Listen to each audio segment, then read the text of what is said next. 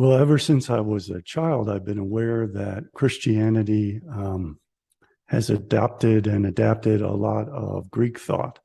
Even as a kid, I knew that Aesop's fables had been incorporated into the mythology of Jesus Christ. And then as I began to study Platonic philosophy, I got into the Hellenization of Judaism through Philo Judaeus of Alexandria and his incorporation of the Platonic concept of the logos, which Plato adopted from Heraclitus. And that led me down a long path of research. I also got into physics, and I incorporated those two things together. Genesis opens up with the idea of the winds of God, of the gods moving upon the waters, and I recognized that that was similar to Thales and Empedocles and the Greek concepts of the ether. So I had always realized that there was this syncretic blend of Greek ideas and Canaanite ideas in Judaism. And then that took me down the path of studying Albert Einstein, because I discovered that my ancestors had ethereal theories of electromagnetism and gravitation. And I wanted to discover why it was that relativity theory won out over those theories, because I thought that those theories were superior in that they were actual physical theories as opposed to abstract geometric representations of phenomena that amount to nothing more than a human conception of mathematics and geometry. And I thought that science was being impeded from engaging in experimentation with the ether by relativity theory. So I read a book called The Principle of Relativity, so I could learn what relativity was all about, because it was always possible that I was mistaken, and there were very valid reasons for abandoning ether theories. And that was a book that combined and compiled the papers of Albert Einstein, Lorentz, and Minkowski. And Lorentz's work predated Einstein's work. So his papers from 1895 and 1904 appeared in the book before anything that Albert Einstein wrote. And when I read the book, I realized that Einstein had simply repeated what Lorentz had said, but there were no footnotes in Einstein's papers. So I discovered that he was a plagiarist. And then I went down a long road and I realized that where Einstein deviated from Lorentz, and especially in his supposed rejection of the ether, he had taken from another man named Henri Poincaré, who had come up with the principle of relativity of electrodynamics, the relativity of simultaneity, and procedures for synchronizing clocks, which resulted in relative simultaneity. So that there was nothing new to Einstein's paper. And I read Edmund Taylor Whitaker's book, and he said that the only two things that Einstein came up with to contribute to what he called the Poincaré-Lorentz theory of relativity was his equations for the Doppler effect and for aberration, which were very minor calculations as opposed to the formulation of the Lorentz transformation, et cetera. So Einstein being like a copier, being just plagiarizing people and doesn't come up with anything on his own. Right. And Professor Anatoly Loganov demonstrated thoroughly that Lorentz's theory was not only Poincaré's theory was not only prior to Einstein's, it was vastly superior and beyond Einstein's comprehension. So I wanted to know why all this hype took place around Einstein. I began exposing Einstein on the internet in 1995. When Windows 95 first came out, I had a German friend who schooled me on how to get online and let people know what was going on with Einstein. And when I did that, I got accused of anti-Semitism and widely attacked and all of that. And so I started digging into Einstein more, and I discovered that he was actually a vicious racist and that his brand of political Zionism was, in fact, very racist. And the UN had declared and branded it a form of racism in a UN declaration. And that took me down a long path of researching all of that. And then I began to study how Zionism and Nazism interplayed with each other and sponsored each other and were fundamentally identical in their precepts and in their support of one another. So That's a hard pill for a lot of people to swallow right there.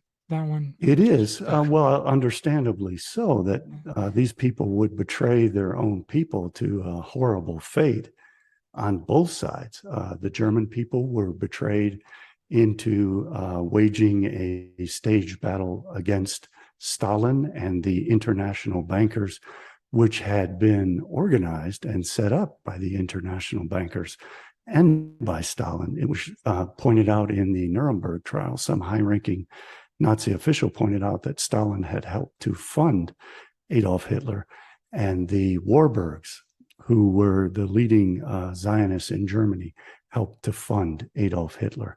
And a former chancellor pointed out to Winston Churchill that the two biggest sponsors of Hitler and Nazism were both international bankers, and one of them was the head of Zionism.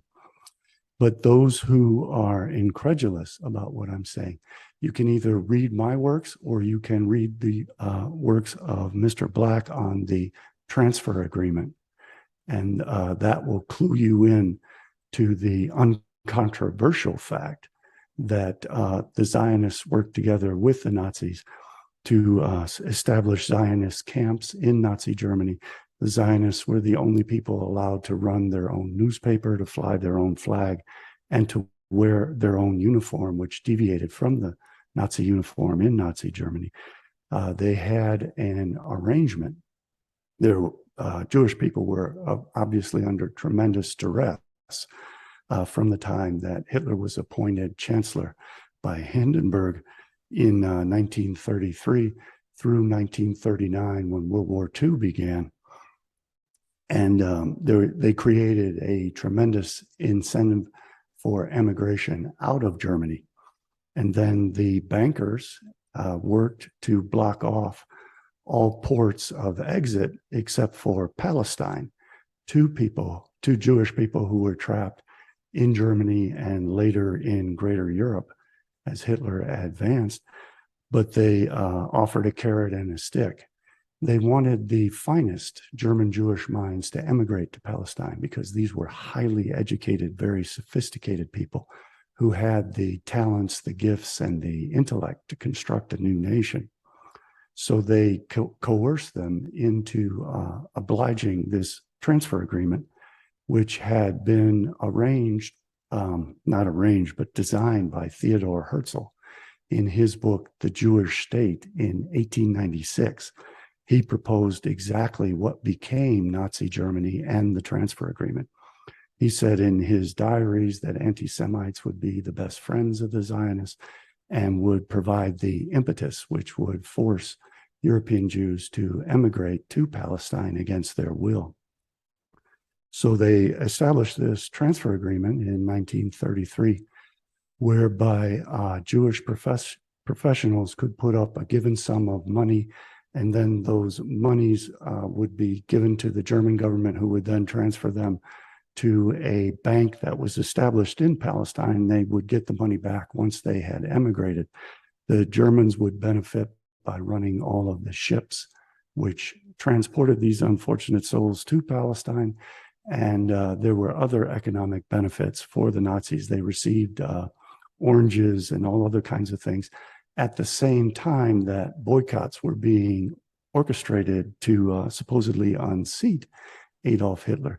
The very top-ranking bankers and Zionists cooperated with Hitler to establish this transfer agreement. So they worked it from both ends, and that is what kept Hitler in power. And these same forces undermined all of the international boycotts. Much is made of a banner headline that appeared declaring that Judea declared war on Germany, but it was all a farce. And it provided the pretext for Hitler to go along with the transfer agreement, which again had been designed some 37 years earlier by Theodor Herzl. Yes, it gets so deep, and whenever you realize that they're working together, I think it's kind of like an allegory and a metaphor for how our reality really works, right? We have these two opposing forces that seem to be separate in the public, like good and evil, but they're really working in tandem here. That's what I think it is, that the good and evil are actually working together in this reality. Is just perceived that they're separate. So it's not only on a physical level. All of these countries and these different governments, they seem to be at war and at battle with each other, when really they're all working together, just like how the dark and the light, perceived dark and light, is working spiritually through us. They're working together. They're working in tandem. I agree. And that was always the ancient cosmological conception of how the universe originated. And it was also the eschatological conception that in the end, chaos and disorder would triumph over light and order. And that is what they're trying to bring about now, is the conclusion of this cosmological cycle. In the beginning, there is the great cosmic egg, which bursts out light, which in Kabbalah becomes Adam Kadmon, but in the Orphic mystery religions of the Greeks was Phanes Protogenes, who served as the light bringer, first begotten, which is what his name literally translates to. That became Jesus Christ, who was this logos figure that Philo-Judaeus incorporated into Judaism when he Hellenized Judaism in the first century, at the very time that Jesus was said to have lived. And so all of this is being done artificially by design. It's the fulfillment of a very ancient plan to pit what they call the forces of light and the forces of darkness. In the Dead Sea Scrolls, the Qumran Scrolls, it talks about, the War Scroll talks about the sons of light and the sons of darkness, and this war of extermination between those two forces. And the sons of light are to triumph over the sons of darkness. And in Lurianic Kabbalah, all of this most ancient cosmology is incorporated into the idea that there were the 10 Sephirotic vessels, and that the light was emanated into the uppermost vessel initially. And there were also 4 or 5 worlds, depending if you want to consider Tohu, chaos, the uppermost and highest original world. And when this light was emanated into the uppermost vessel, it then transferred down like a lightning bolt into all of the lower vessels. But the 7 most lower vessels across the great abyss, which divides the realm of the gods from the lower realm of the planets, this 7 lower vessels were weak and immature, and they shattered. And when they shattered, they formed what Kabbalists refer to as husks or shells, which in the Hebrew is kelipot. And these husks and shells are composed of the material, the matter of chaos. And that is what the sons of darkness are composed of. The sons of light are composed of that divine light. And that divine light, which emanated down as a lightning bolt, is considered to be the holy serpent of light. And chaos is viewed as the dark serpent, the evil serpent. So the light becomes the progenitor and the parents of the sons of light, and Satan, the evil serpent, becomes the parents of the sons of darkness. And just as the light gives order and masters over chaos, the sons of light have the divine right to be the masters over the sons of darkness, and eventually to eliminate them. The sons of light, when these vessels shattered, were trapped in divine vessels that were made by the light itself. And the light has a supposed divine desire to cling to these vessels. So they view themselves as what they call Kelipa Noga, which means shining shells. And they view The sons. shining ones. Is that where the Shining. shining ones come from? The I don't shining know. ones? I Never don't heard know of the what you're shining ones? referring to. Well, some Is people that think that something from Enoch or Baruch or something? they think that the shining ones were sort of like the Anunnaki. That's what I thought you were referring. Yeah, I Yeah, have seen that before. Now that you mention it, I yeah, recall that now. yeah. Um, I was just curious if there was a connection, and that's how the shining ones were kind of created and put into this thought form, because we know that a lot of the names have been changed of these deities. It's all been inverted. I think that we've actually been worshiping the wrong God this entire time, right? Jesus is actually Satan, and Satan is actually Jesus, and they've been siphoning off of our energy onto a God that we know absolutely nothing about, and it's the wrong God. I mean, if you look around the world, like how can this world be based on a loving and caring God? The only conclusion that you can come to is that we've been giving our thoughts, energy, and prayers to something that does not have our best interest. And then if you look at the morning star, and that was a mistranslation from Lucifer in the Hebraic text. And then what is morning star? Then you got Hallel ben Sharar in there, which was another translation. And Ben Sharar means son of the morning, and son of the morning and son of dawn. And then it only comes to the conclusion that Jesus is actually Lucifer, and Jesus can't. And we've been worshiping this Lucifer figure. We've been tricked into worshiping and giving our praise and thanks to the wrong God. What do you think about that? oh, absolutely. That's the thesis of several of my books. And that was the way it was originally perceived by the Gnostic Christians. They stated in the Apocryphon of John that it was Jesus who provided Adam and Eve with gnosis, with knowledge from the tree of knowledge. And that figure is known in Judaism to be Satan. And it was a trap. It was deliberate. They deliberately set about to change the pagan religion, primarily of the Romans and Greeks at that time, to Christianity as a trap, and to lead the non-Israelites into worshiping Satan, because they believe that Satan is the guardian angel of the non-Israelites, and therefore the appropriate religion for what they call the other side, the Sitra Achra, the evil side of chaos, is for Gentiles to worship Satan. It also has this effect of exterminating the non-Israelites, because when they cease to worship the gods that they created, who in turn created them according to their beliefs, those gods perish in the heavens, as above, so below. The gods are like egregores that only exist when people worship them. So when the pagans abandoned their gods, they lost all of their supernatural protection and instead turned their souls over to Satan. And I agree fully with your assessment that this was a deliberate process to steal the souls of the non-Israelites and to have those souls consumed by the Israelites and by their gods. And there was a precedent for this that I believe the ancient Judaists copied in their oral traditions, which created Christianity. And that was the most ancient Egyptian belief was in a master god, Unas, and his servant, Shesmu.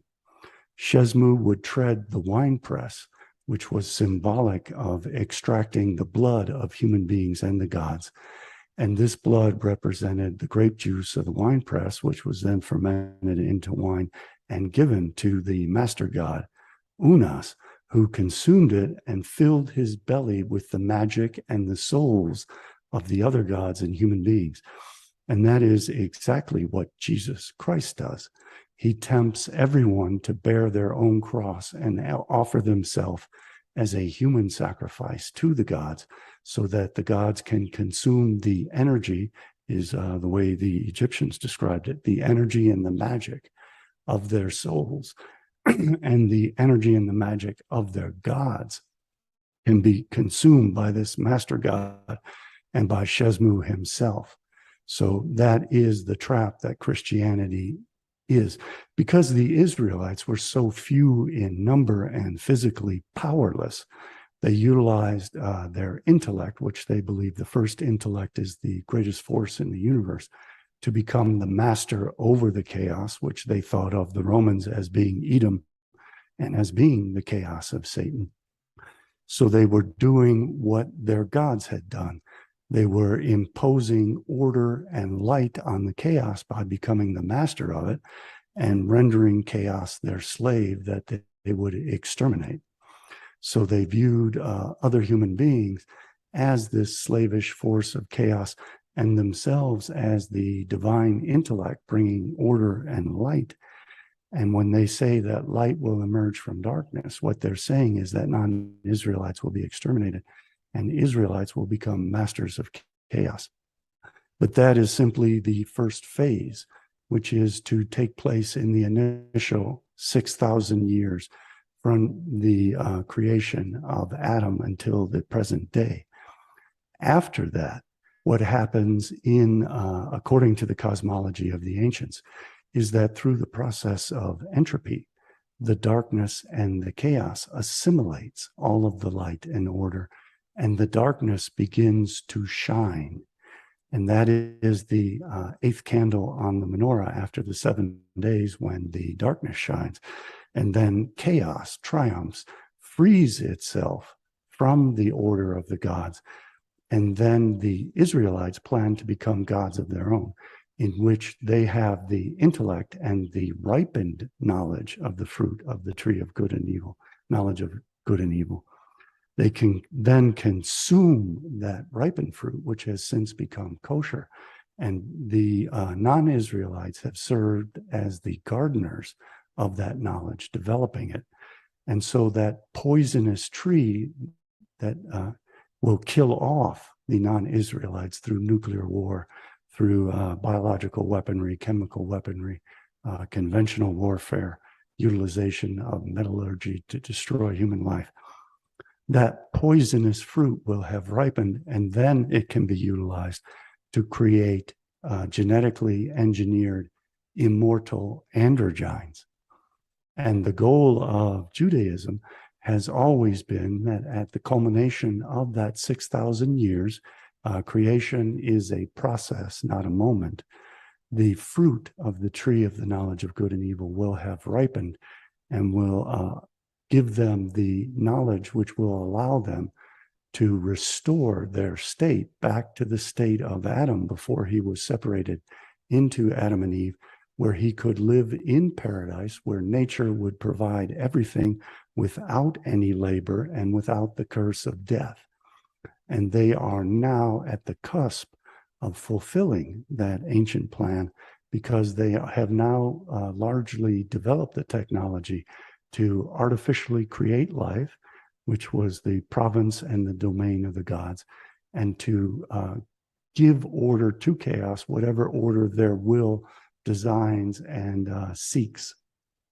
So they believe that they can now get rid of the non-Israelite slaves, either create post-human slaves who have computers implanted in their brains, which eliminate their souls, which they have consumed, and they can utilize them as slaves, or they can simply utilize robotics.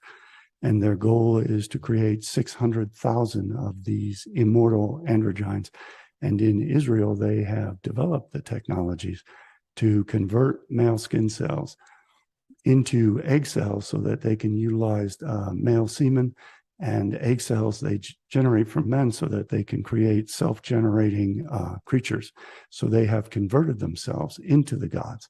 And that was always the goal of Judaism.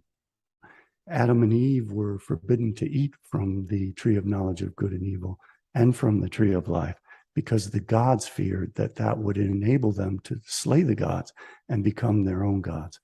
And the Tower of Babel was destroyed for the same reason, because the gods feared that human beings would ascend the Tower of Babel and slay the gods in the heavens. But was the tower an actual tower, or was it some kind of technology? I think that I think maybe it it was was. symbolic of the Platonic idea of ascending the 7 planets Yeah. to the gods. It was the concept, the light had initially emanated from the monad, from the one, and fallen down, and that's emanation. The other opposition to emanation is epistrophe, which is an ascent, and it is symbolized in the Old Testament as Jacob's ladder. And in the New Testament, Jesus Christ becomes Jacob's ladder. And I think the Tower of Babel is symbolic of that ascent to the heavenly realm. And in Kabbalah, there's the concept of as above, so below, the earth below, the temple below, and the heavenly temple and the heavenly earth. And the idea is to lift the present world, Olam Hazeh, to the world to come, with where the earthly temple will become the heavenly temple, and the earth will ascend to heaven. And related to that shining one, you sparked my memory of all of that literature. Yes, that very much relates to the concept of Lucifer as who fell like lightning from the heaven, and the giants, the Nephilim that are described in Enoch are those shining ones who fell from heaven. So you mentioned a lot of things in there, and I'm trying to take notes here because I want to comment on some of the things that you were talking about. So these ancient occultists believe that if they go so far into the darkness, into the black hole, they can actually bust out the other side and go and create light. That's basically what you're saying, right? They think that if they can get so far into the darkness, into the blackness, that will lead to the light. Correct? There are 2 strains of thought. One is the right-hand path, which pursues goodness and divine light to obtain enlightenment and transcendence to the gods. And then there is the left-hand path, which you are describing, which is the more ancient way, because chaos is the firstborn son of cosmology. You have to have a substratum of chaos before order can be established. So the most ancient beings are the dark, evil, chaotic ones. And in occultism, the most powerful, strongest, insightful seekers believe that they can obtain the greatest power and enter the domain of the ancient ones by pursuing that dark path that you're describing. The ascent of the Kabbalist up the Sephirotic tree, back up to Keter, the crown of the tree, is matched by a dark path in the Kalapotic tree. And you can view the 2 trees as being one tree, the Sephirotic tree as being the crown of one tree, and the Kalapotic tree as being the roots of that tree.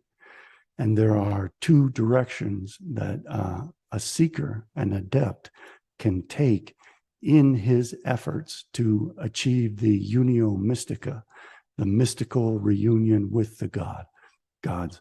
Since we are supposedly divine sparks that were emanated by the gods, it is only our bodies which cling to the material world and the lusts of the material world, which inhibit the soul from ascending back to the divine light from which it originated. But if you read the first chapter of Genesis, on the 4th day, it talks about the light of darkness, the light of the moon and the light of the stars. And that is the more powerful light. So there have always been this 2 ways of pursuing the path to the reunification. the mystical, ecstatic reunification with the gods. And it was always considered to be the more powerful path, to take the dark path through the roots of the calipotic tree. They also believe at the culmination of the cycle, the two trees flip like an hourglass. And it is actually, in the view of the occultists, it is the calipotic tree, which is the crown of the tree, the branches. And the sephirotic tree is actually the root system. And the daylight is weak and less powerful. And the serpent assimilates all the light in its travel down the sephirotic vessels. It absorbs all of that light from the sephirot and then transfers it to the calipot below, which are trapped in the womb of the earth and the darkness for the first 6,000 years. But then that hourglass flips. Evil triumphs over good. The darkness has assimilated all the light because the evil serpent has consumed all the light in the sephirotic vessels and carried it down into the calipotic vessels. And at that point, evil triumphs and is free from order and the light of day, and then becomes the gods itself. And at that point, the Kabbalists ceased to worship or believe in the Torah, because the Torah is only the written law for the first 6,000 years. It then becomes valueless and is to be abandoned, as is the God Yahweh, who is then to be abandoned. But Jesus Christ, at the culmination of those 6,000 years, as Satan, then becomes the primary God. Jesus Christ is the Messiah, son of Joseph. His father was literally named Joseph. There is another Messiah who is the Messiah, son of David. The Messiah, son of Joseph, rules over the Gentiles in the exile. The Messiah, son of David, is to rule the world from Jerusalem, from the throne in Zion. Since the Israelites are the second-born, they lack the highest soul of the firstborn, of chaos, of Messiah, son of Joseph, Mashiach Yechida Mashiach. The soul of the Messiah resides in Jesus. Jesus has the soul of Satan, which is considered the highest soul in Kabbalah. Messiah, son of David, doesn't have that soul, so he is the body, the vessel. That's why Jesus has to perish and give up his soul, so that his soul can then enter Messiah, son of David, and the two serpents then unite, like in the Caduceus. They entwine and become one serpent because they are one serpent. And in because we've been separated. Really quick before I forget, there's this this one verse in the book of Revelation, I believe it's 22:16, where this other, it just sparked my memory and sparked my thought here when you're talking about this other Messiah, because it says in Revelation 22:16, I am the brute and the offspring of David and the bright and shining morning star. Right. So yes, could this be the other Messiah that's revealing itself in the Bible? Jesus specifically rejected the idea that he was the Messiah, son of David, because there's a passage, Psalm 110:1, where David calls the Messiah, son of Joseph, Lord, and the Lord cannot be the Son. And therefore, Jesus distinguished himself as Messiah, son of Joseph, and the descendants, the root of David and the root of Jesse, are the Messiah, son of David. But they are actually one. They are the vessel and the soul, the body and the soul, the body and the light, but it's the dark light. So Jesus is what you're describing, because his soul ultimately combines with the body of King David after he dies. After the evil serpent is slain or imprisoned, it then enters the body, the vessel of Messiah, son of David, and they become one. But the Kabbalists confirm what I had always said. Jesus returns himself as the Antichrist. to smite all the non-Israelites and all the Christians. And that is what the final judgment in Revelations is all about. And Jesus comes back, and in Revelation 19, and I forget exactly, maybe 14 and 21, he says that Jesus treads the winepress to the point where the blood flows up to the horses' bridles. So Christians have been duped into worshiping Jesus. Now, Satan plays specific roles in Judaism. Satan is the tempter. He witnesses all sin because he tempts all sin. He then becomes the accuser in the heavenly court. When judgment is passed, he becomes the punisher. And he is in the fifth Sephirah of Gevurah, and he plays a very useful function in that way. So all Israelites who have been tempted to become Christians are punished, and all of the non-Israelites who have become Christians are slated to be completely exterminated. And Jesus leads them into this trap, and this trap is described explicitly in the Gospel of Judas and in the Apocalypse of Abraham. And the Apocalypse of Abraham really talks about how all Christians will be exterminated by Christ himself, and all of the apostate Jews who have succumbed to the temptation of Jesus will likewise be exterminated, but they will also be tortured first. So Messianic Jews have it even worse than Gentile Christians. And this was always the plan. The Apocalypse of Abraham was written in the first century, was contemporary with or prior to the Gospel of Mark, which is the first Orthodox Christian gospel. So it's very clear that this was always the plan.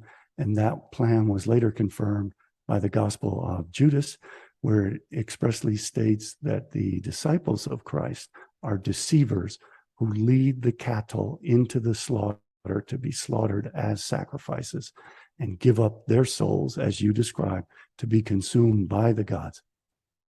There is also the story in the Old Testament, in Genesis, of Esau and Jacob. Esau is the firstborn son, the first twin, so he is chaos. Jacob is the secondborn, so he is light. He has the higher first intellect, but it is Esau that bears the higher soul of chaos. So Jacob is envious because chaos inherits the present world and the world to come. The firstborn son always inherits a double portion. So Jacob wanted to inherit that double portion. And he first tried to deceive Esau by grabbing his heel and pulling him back into Rebekah's womb. And that is idiomatic for the name Jacob, which means he who deceives, the one who grabs the heel. But once they are born, Isaac is to give them their blessings. And Esau is to receive the blessing of the firstborn to the present world and to the world to come. And also his blessing is to have the soul of chaos, the highest soul of Yechida. So Jacob tricks both Esau and Isaac. He tricks Esau when Esau is famished into surrendering his birthright and blessings by giving him a bowl of lentil soup, which is red like blood. Blood is the seat of the soul. So what he is doing is exchanging this artificial lentil soup for Esau's soul, and he is stealing that soul in the same way that Shezmu steals all the souls and consumes them. And then guess what we do? We also, Christians, drink the blood of Christ and eat the body of Christ too. It's been a thing that's been carried down from this period of time that you're talking about. And we still do it today. It's a ritual, I think. And if I may speak to that, that cup from which the Christians drink it is the cup of God's wrath, which is described in Jeremiah as the cup that brings death and extermination to the non-Israelites. And the wine itself is symbolic of the tree of the knowledge of good and evil. In 3rd Baruch, it specifies that the tree of the knowledge of good and evil is a grapevine. So when Jesus is offering up his blood as wine, what he is Satan offering up the dead fruit, the poisonous fruit the serpent's venom of the tree of the knowledge of good and evil, just as Satan did to Adam and Eve. And since that fruit is unripe, it brings the curse of death. So when Christians consume the Eucharist from the cup of God's wrath, from the Holy Grail symbolically, they are consuming death. They are poisoning themselves. But ultimately, that knowledge becomes ripe, and the Christians serve as the gardeners of the tree of knowledge of good and evil until some point where it becomes ripe. And in these early scrolls, in the Qumran scrolls and in Kabbalah, Christians were always described as preparing an empire that the Israelites would then take over once the fruit became ripe after 2,000 years of Christianity. So all of these things have always served a purpose, and it was always anticipated that this kingdom that Christ would build would be usurped. And then Christ is the reincarnation of the souls of Cain and Esau. That soul has to return back to Jacob because Esau gave up his soul, his birthrights, to Jacob. So after the Roman Empire, is the way they refer to it, as Edom, after Edom builds this empire, the Israelites are to overtake it and to inherit it. And then Christ becomes the Antichrist and slays all of the Christians, all the descendants of Rome, which means all Europeans. And they will be eliminated from the earth. And then the Israelites will become masters of the earth. That was always the plan. And that plan is described throughout the Old Testament.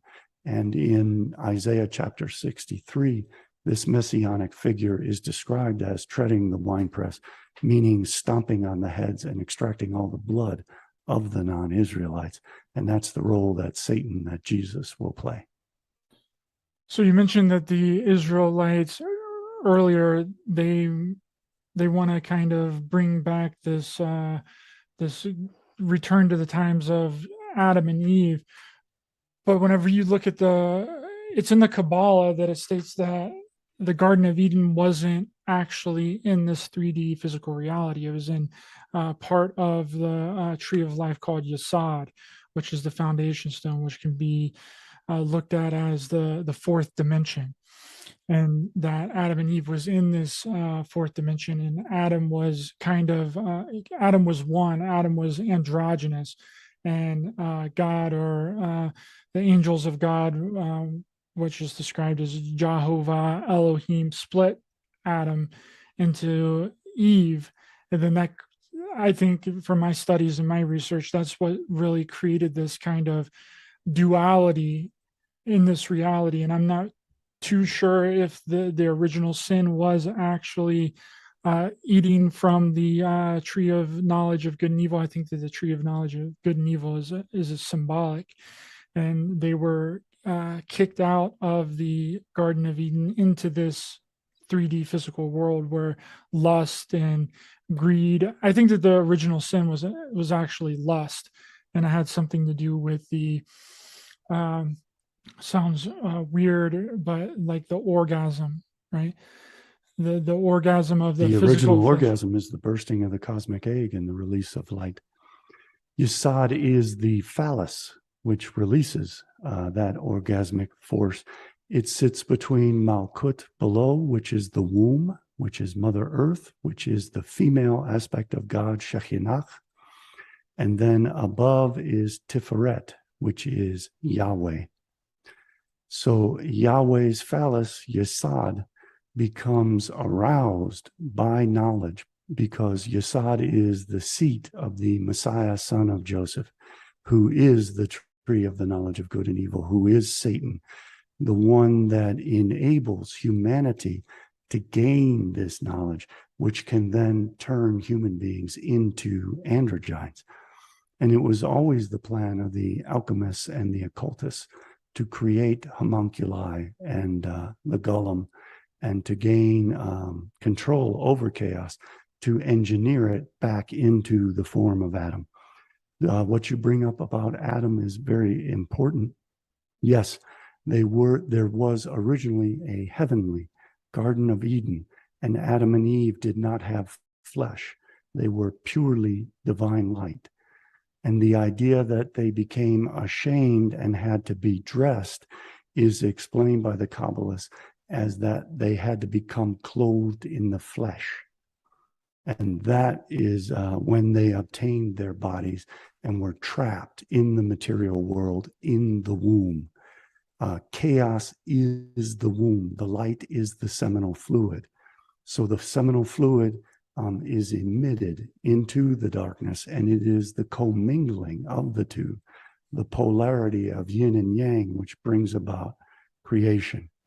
The female is the negative, the darkness, the womb aspect of that polarity. And the male is the phallus, orgasmically emitting the light, which becomes the logoi spermaticoi, that provides the rational essence of order that forms the material world into an ordered world.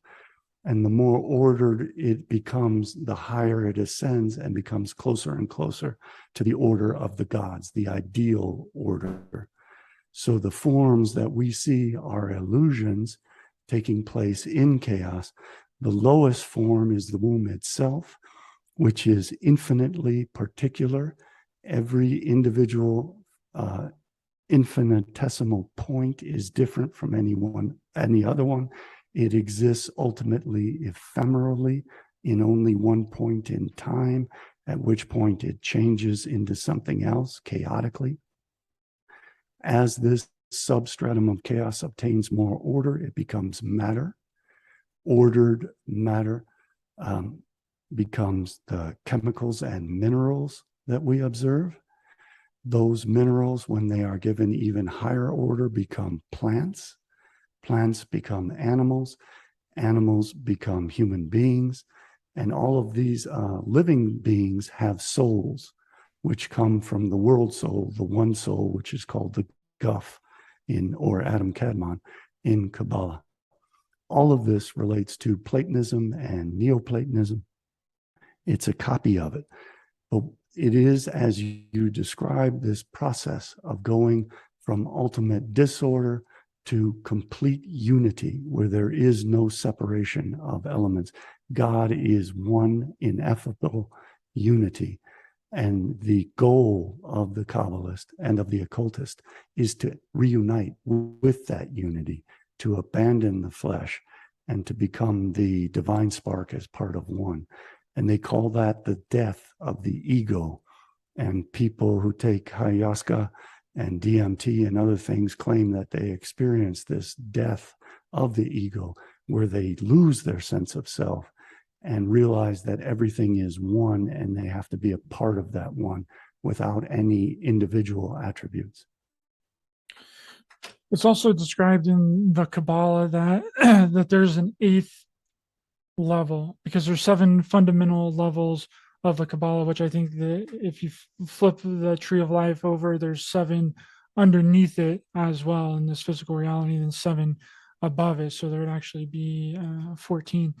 But there's a sacred secret level in the Kabbalah known as the eighth sphere, right? That all that derives from the Mithraic, which became the Platonic idea that there are 7 planets and 7 heavens. And to ascend, the soul initially descended down those 7 planets, beginning with the planet Saturn to the Earth. And it has to reascend up the 7 planets. The 8th is going into the divine realm and crossing the great abyss, which separates those 7 from the 8th. And all of this was described in Platonism as the Great Divide. The 7 lower Sephirot are known as the 6 are the sun, the Zer Anpin, which exists below the upper 3, who form the cosmic parents and the androgyne, the trinity of the divine. You have the male aspect of the father, the female aspect of the mother, and the 2 combined become the androgynous son. Adam Kadmon is viewed as the androgynous son Phanes Protogenus was the androgynous son of Kronos and Ananka. And Jesus Christ is the androgynous son of Yahweh and the Holy Spirit, which is Shekhinah or Asherah in Kabbalah.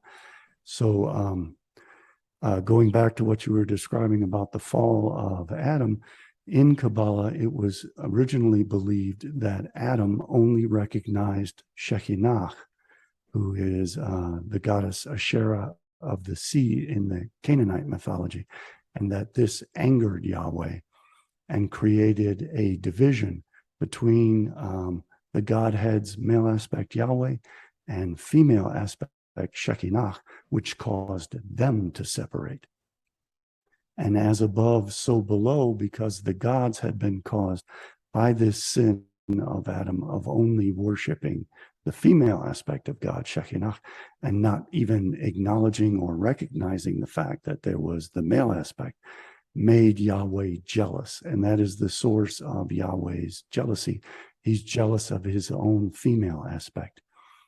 When those two separated, so below, Adam separated into his male aspect, Adam, and his female aspect, Eve, which enabled there to be procreation where one would only survive one generation.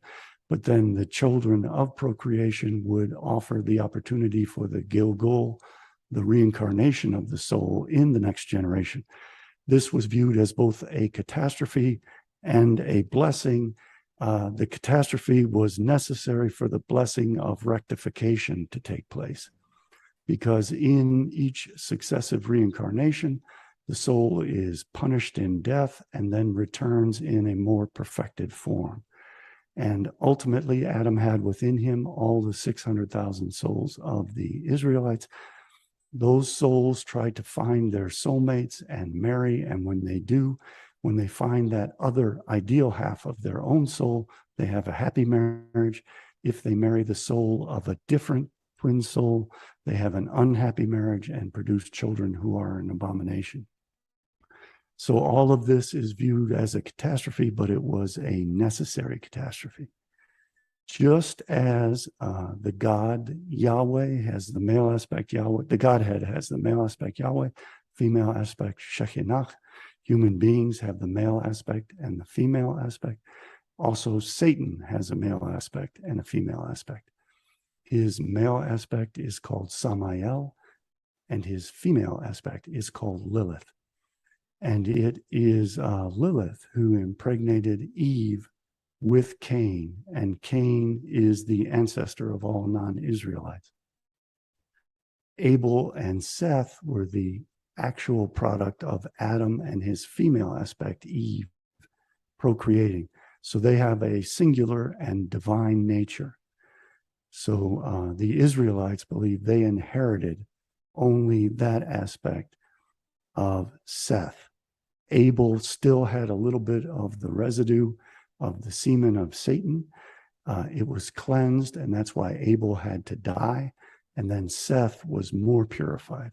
So they believe that the descendants of Jacob, the Israelites, have pure souls. But the Jesus has this dual nature of being both of Satan and of Eve, and therefore has a human and a godly aspect. But the godly aspect is that highest soul of Satan, that Yechida soul, that Israel wants to capture for itself and steal the birthright of the non-Israelite world and steal its soul.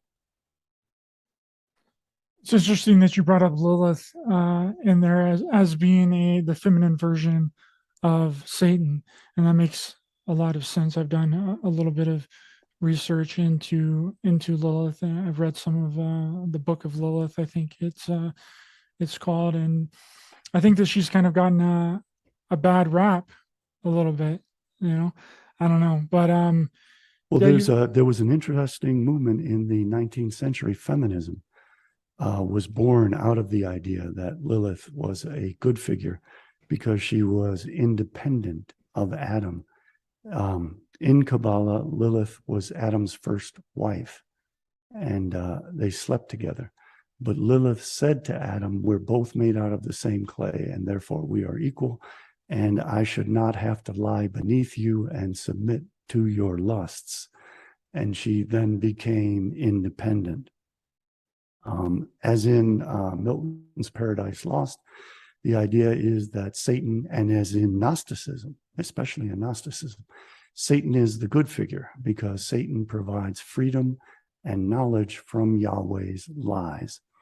Yahweh lied to Eve and said, if you eat of the fruit of the tree of the knowledge of good and evil, you will surely die. Satan informed her that she wouldn't die. She ate of that knowledge. Her eyes were opened. She viewed herself as blessed, and she realized that Yahweh was a liar. So was Yahweh there during the time of the way that you're explaining that Yahweh was kind of this God overseeing Adam and Eve? But from my research, I don't know if Yahweh was actually there. The angel that was said to have created Adam and Eve was Jehovah Elohim. So where does from what you're saying, Yahweh was also there in the garden as well? Jehovah is the tetragrammaton, Yod He Vav He. It is the four-letter name of God. Yahweh is simply considered to be a better pronunciation. The divine name was never meant to be spoken. It invokes divine powers. It can be abused. If it's spoken, it can cause a catastrophe. When the temple was destroyed, all of those pronunciations were lost.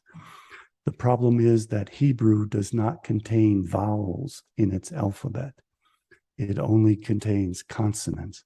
So it's not known how these words are properly pronounced. Elohim is Hebrew for the gods. El comes from the Canaanite god El, the father god. His wife was Asherah. They had the son Baal. That's where this Trinity idea initially comes from. The Judahites considered themselves to be in this divine kingdom ruled over by the god Baal. And they didn't like that because Baal was just a son. So they then assigned to themselves the father god El. And El has a female aspect, so El is referred to as the Elohim, Him being the plural of El. And El became the generic word for God, or gods in the case of Elohim. So when you say Jehovah Elohim, you are saying the tetragrammaton, Yod He Vav He, or Yahweh, the male aspect of God. So they're the same being, just pronounced differently then. Yes, and they claim that neither of those is the correct pronunciation, and that if we were to speak the correct pronunciation, it would be catastrophic. But they believe they have certain Kabbalistic leaders who can invoke that divine name and achieve whatever results they want. It's like a talisman, a magic power that they have to invoke that divine name. This is very similar to the Greeks. The Greeks said you weren't supposed to speak the proper name of Zeus. And most religions had that kind of idea, that the name was to be ineffable and never to be spoken. But is that because they don't really know his name? You know what I mean? Like that would be the perfect way to hide it. Oh yeah, you can't speak his name. It'd be catastrophic. But we don't. Little do you know, we don't really even know it. I'm sure that's a big part of it. But I think there was also a reluctance. Well, that it was around that time that they did become reluctant to ever speak the name of God. It was considered blasphemous and dangerous. And it is definitely a major part of Kabbalah. And that's why you'll see sometimes when you see Orthodox Jews discussing things on the internet, they never write out the name of God as G-O-D. They always hyphenate it, G-D. That is to prevent any attempt to speak the name of God. Yeah, that's really interesting. I don't think anybody, because all these names have been switched around, inverted, created, and the whole Hebrew language has been. They have no idea whatsoever of what original Hebrew was.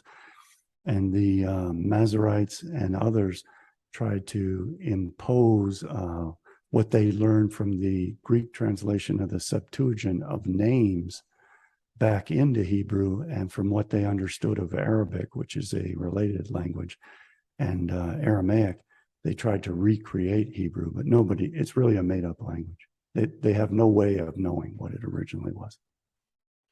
And then when you That's look at, probably true of every other language as well. yeah, because when you look at, English, vowels weren't invented by the time that the Bible was even translated into English. So all the names are wrong. You know that Jesus wasn't his real name, and I think that the vowel L's was like some kind of contract that we had to maybe sign with a group of beings, or a group of gods. Because when you look at vowel L, you have el at the end of it. Maybe it was some kind of contract with the Elohim gods to hijack our language in some sort of way.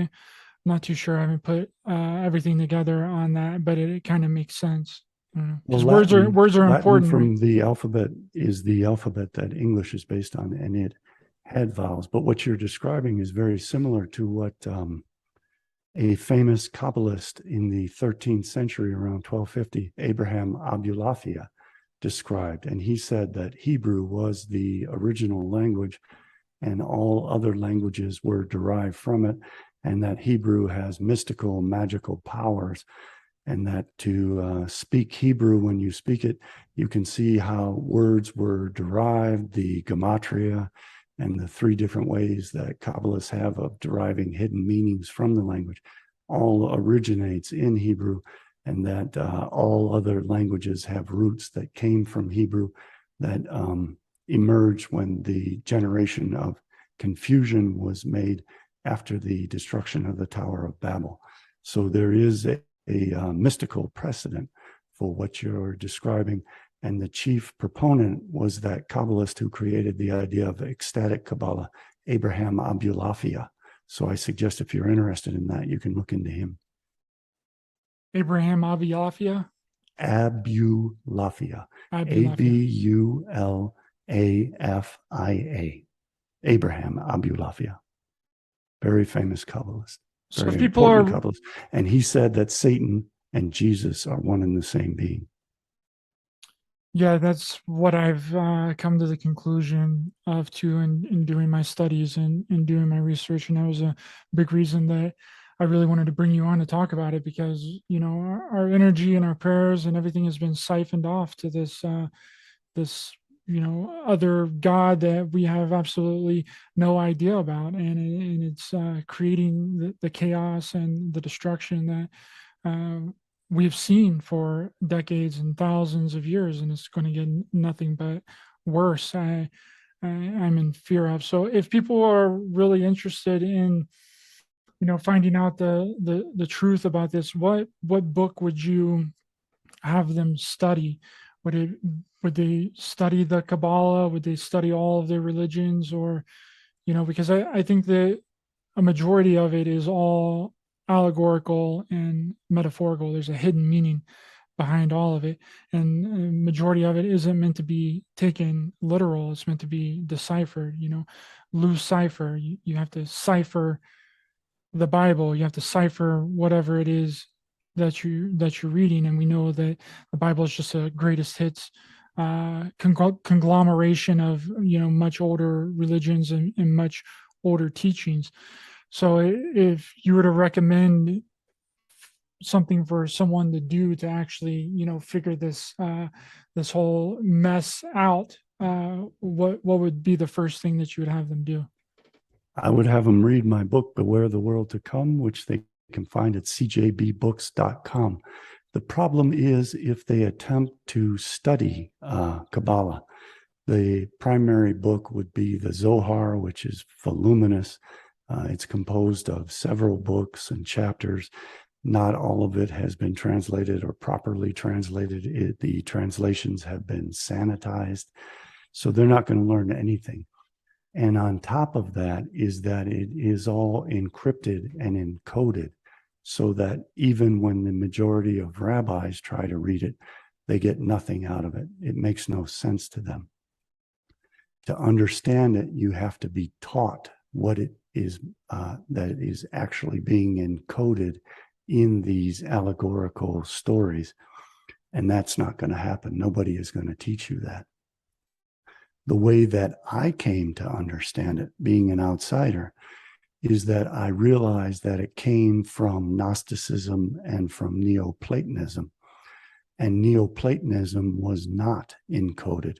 Neoplatonism was written in such a way as to most accurately as they were able describe these Platonic beliefs and how it is that the cosmos originated and what it means.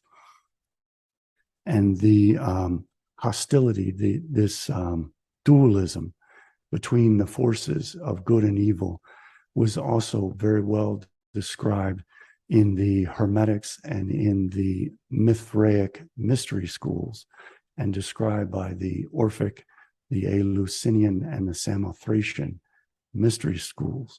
So by coming to understand all of that, when I obtained that knowledge, I could gain a proper perspective on what it is that the Kabbalists were actually describing and talking about in their coded language. So that enabled me to decipher Kabbalah. And I put my findings into my book, Beware the World to Come, into my book, Rise Above the Gods Who Hate Us, and into my series, Satanic Secrets of Jesus Christ. I don't think anyone has a chance at arriving at that kind of knowledge without reading my books, because nobody's been able to do it for 2,000 years. I'm the first one who has decoded all of this. And I was also assisted by the writings of Johann Andreas Eisenmenger, who exposed what it is that Judaism believed. But because he was a Christian, he wasn't able to understand the full import of the fact that Jesus is Satan and the Messiah, son of Joseph, and how Christianity itself was the way that all of this was meant to be brought about to fruition, to the point where the non-Israelites would be exterminated and the Israelites would become the sole heirs of the world to come. What do you feel about reincarnation? Do you think that we're reincarnated on the planet, and then whenever we die, we ascend up this levels of the tree of life, and then we're recycled back through, and then we have to start from the beginning? What do you think's going on there? That would be a good topic for another show, because when we discuss reincarnation, what we're generally discussing is the idea that there's a soul independent of the body, and that the body is simply a vessel which houses that soul and affords it the opportunity of being in a material world. I think that is relates to how it is that consciousness is generated in kind of a Minkowski space-time, and that relates to the views of the Eleatic Greeks, Parmenides and Zeno, that being and becoming are different things, and becoming is the process of becoming ideal in being and becoming eternal. It's difficult to fit the concept of reincarnation into that other than in a Platonic sense. And I don't believe it. I don't believe that the soul is reincarnated to become perfected.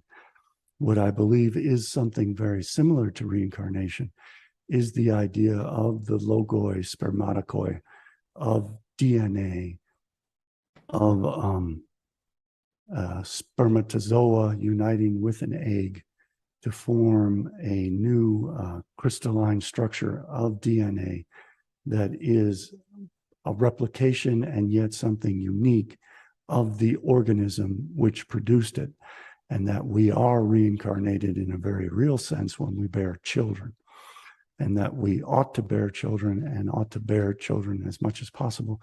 We ought to create a world in which those children flourish and in which we live as long as possible, and that creates the greatest system of reincarnation and the greatest lifespan within this timelessness that we perceive through consciousness to be ephemeral and changing, but in reality itself is all unified and unchanging and eternal. That's really interesting. I agree with a lot of that, because my ideas and my thoughts and my beliefs are changing all the time, right? If I still believed what I believed a year ago, then I'm not growing. I'm not expanding consciously. I would love to bring you back on to talk about that, because I find it some people believe in reincarnation, but I think it's fragments. I think that whenever we die and we come back, and if someone remembers some kind of past life, I think it's just fragments of other consciousness or other souls that's maybe attached onto us, and what we're considering to be a past life really isn't a past life. It's just these attachments and these things that have locked onto us in a way, and maybe from lives that you never even lived. They're just kind of random, maybe like a disembodied kind of attachment or something like that. And then we die, like all of those kind of fall off. And then whenever you come back, if it's actually you coming back, a whole other group of consciousness or souls, whatever you want to call them, then attaches onto you again. And it's not necessarily that you lived any of those lives. It's just fractalized parts of consciousness that's attached onto you. There have been others who had similar views. Carl Jung said that we have memories encoded into our genetics, into our DNA. And he worked on theories with Wolfgang Pauli, which are similar to what you're describing. And I have some similar conceptions into how it is that our consciousnesses are able to form an image that we recognize that other beings are conscious. And we can arrive at an agreement through the use of language as to what it is that exists simultaneously amongst us and amongst our consciousnesses. And we have this ability in the physical realm to recognize one another as conscious beings, to interact, and to arrive at some kind of similar understanding of what it is in the noumenal world that we perceive as phenomenon within our consciousnesses. And also, if we ever get together and talk about this, we can discuss how that process is manipulated politically by lying to us about what we should perceive as our memories and our understanding of the past, about lying to us about what is happening in the present, and lying to us about what we should expect from the future. Because our consciousness is created to conceive of things in this arrow of time that is from the past to the present to the future, and how those who have the ability to educate us and to provide us with the media that our consciousness is exposed to have the ability to engineer our perceptions in such a way as to enslave us with our own thoughts. Absolutely. I couldn't have said it any better. Thank you, my friend. And well, if you look at it